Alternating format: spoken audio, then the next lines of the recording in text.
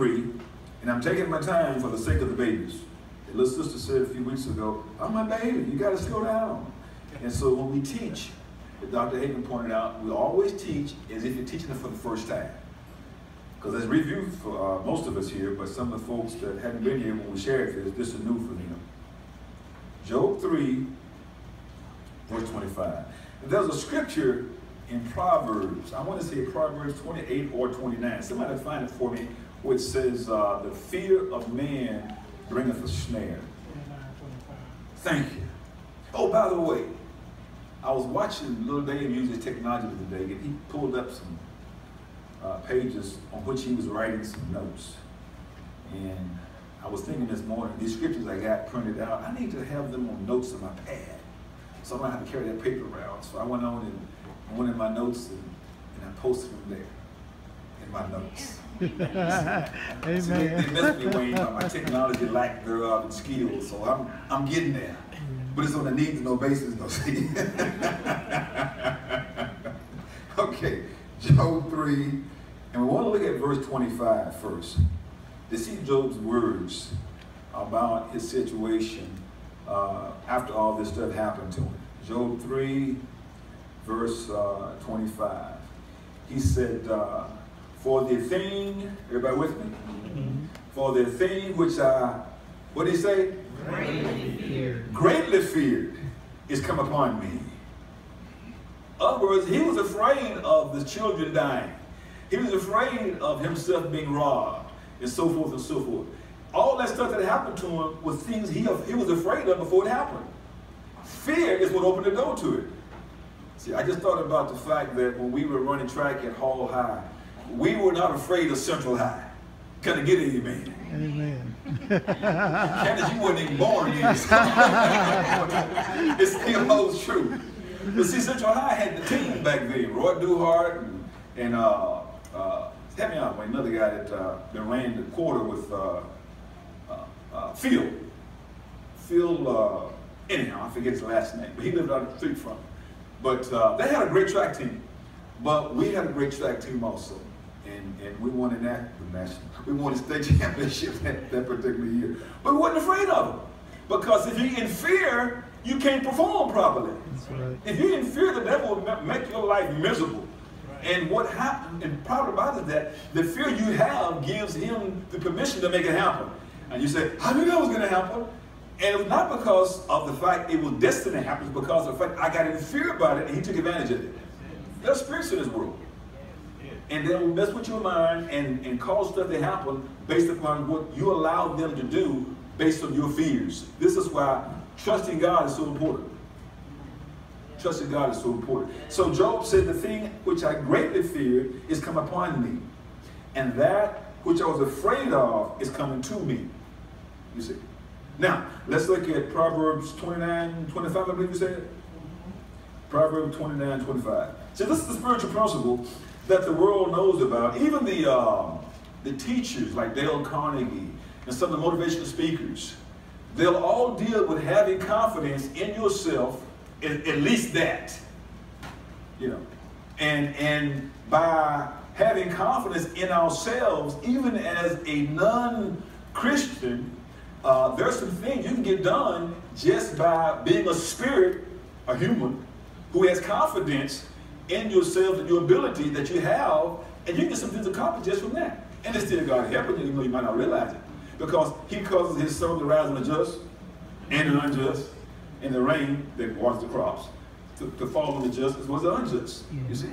And by helping those who are not his children in the sense of faith in Jesus, he's getting credibility, and he's also causing them to eventually understand that he has a good in the heart for them. All right. So we'll look at this verse, and then we'll come back to Job 1:12 from the Septuagint. Proverbs 29. You got it, Dave? You got the microphone? Read it for me. Proverbs 29:25, please. The fear of man bringeth a snare, but whoso putteth his trust in the Lord shall be saved. Now, you can't make it no plainer than that. Mm-hmm. If we put our trust in the Lord, Yahweh, what did it say? We shall Didn't say maybe, right? Right. We will be safe. Safe. Amen. That's what safety is, and trusting in God. But if the devil can make you doubt him, doubt is the smallest form of fear, then it escalates. Then you're not safe. Because that little bit of doubt unlocks the door. And Satan can walk right in. You can't keep him out. But the fear of the Lord bringeth a snare, right? Fear of man. Beg your pardon. The fear of man bringeth a snare, but whoso puts his trust in the Lord shall be safe. All right? So if I'm in fear as a man or a woman, that's a trap. I'm in a trap. But because of God's love, he limits the degree of, when he can, how much of a trap I'm in. I'm in.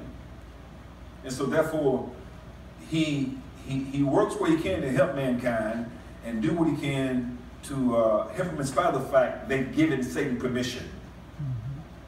Because some of us know that, especially me when I was in the military, like I said, when I changed, there was some stuff I did like I got out of college. I knew it was wrong. I wasn't doing a whole lot, but I was doing enough to know I was wrong. But because of his love for me and my lack of knowledge, he showed mercy. And the one that gets my attention most of all is when I'm asleep, running 90 miles an hour with my Challenger coming from Fort Benning, Georgia, home. I'm just south of Pine Bluff, 2-lane highway, and go to sleep. As I've often said, I don't know how long I was asleep, but I was tired. Coming home to see my fiancée at that time. And heard him calling my name twice, softly, Walter. Walter, wake up. As I raised up, I looked and I see headlights. And you know when you wake up, you don't see and you're not aware of everything that's going on, but you know something is going on. And as you fully awake, then you realize where you are. In this case, I'm in the left lane. And the headlights are getting closer.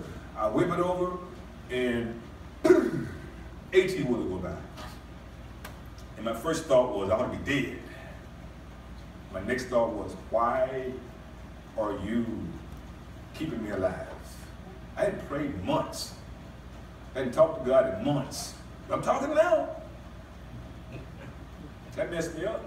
I couldn't even drive no more. I had to stop and get composed. It took me a half hour to get composed enough to get back in the car to drive. Definitely couldn't stand up. But instead of just shaking, he had a scratch on me. All because of his mercy.